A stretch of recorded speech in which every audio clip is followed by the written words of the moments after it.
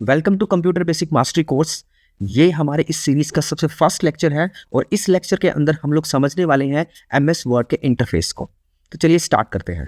पहले जैसे ही आप एमएस वर्ड के सॉफ्टवेयर को ओपन करते हो, आपको यहाँ पे टॉप बार में आपकी यहाँ पे दो मर्जिंग बार आपको मिलेंगी। सबसे पहले ये आपकी टाइटल बार है,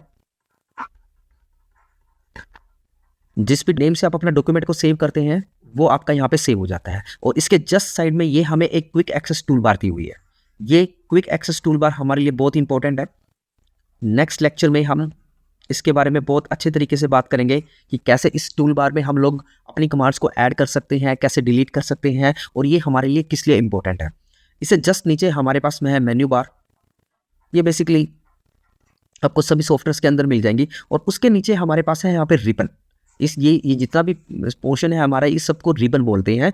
और हमारे पास होता क्या है कि जो भी हमारे पास टैब्स होती है, उन टैब्स पे हर एक टैब्स पे आपको एक अलग रिबन दिखाई देगा। जैसे अभी हमें जो टैब पे रिबन दिखाई दे रहा है वो दिखाई दे रहा है हमें होम टूल बार का। तो होम टूल बार में जैसे हमने क्लिक किया हुआ है तो ये रिबन हमें दिखाई दे रहा है और इस रिबन के अंदर आपको कुछ ग्रुप ऑफ कमांड्स मिलने वाली है। जैसे सबसे पहले आपके पास यहाँ पे है क्लिपबोर्ड। क्लिपबोर्ड के अंदर आपको cut, copy, paste, format, painter, ये 4 कमांड्स आपको मिली हुई है। ये एक ग्रुप है। इसके बाद हमारे पास font, how to write the font, letters के लिए, साइजेस के लिए, उनको कलर देने के लिए, बोल्ड, इटैलिक करने के लिए, ये हमारे पास एक फ़ॉन्ट टूल बार है। इसके बाद पैराग्राफ, इसके बाद स्टाइल्स।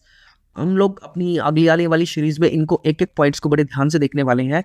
ये आपका एक इंट्रोडक्शन वाला चैप्टर है जिसके अंदर मैं आपको सिर्फ ये बता रहा हूँ कि हमारे पास एमएस वर्ड के इंटरफेस में क्या क्या होता है और उनका नेमिंग कन्वेंशंस क्या है। तो हमने अभी तक क्या देखा है, एक हमारे पास यहाँ पे टाइटल बार है, एक क्विक एक्सेस टूल बार है, एक यहाँ पे हमारे पास मेन्यू बार है, उसकी जस्ट नीचे हमारे पास एक रिबन मिलता है और रिबन के अंदर आपको जो कमांड्स मिलती है वो ग्रुप ऑफ कमांड्स हैं। और जो यहाँ पे मेन्यू बार के अंदर बोलते हैं उनको बोलते हैं टैब्स।